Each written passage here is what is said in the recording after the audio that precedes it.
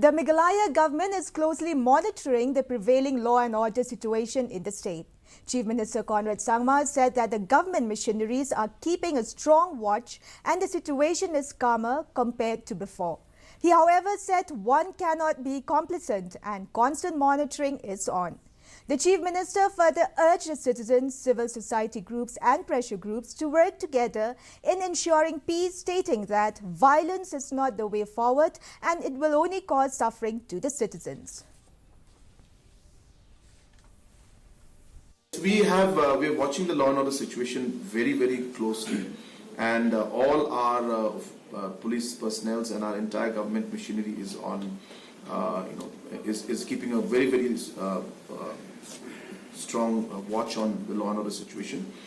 We are seeing that situation is calmer compared to before, but of course it doesn't mean we can be complacent. So we will ensure that we are vigilant and keep monitoring the situation. And I also urge our citizens and our elders and different civil society and different NGOs. Yes, it's a difficult time, but this is the time we need to work together and move forward. The Meghalaya cabinet has officially sanctioned and approved the creation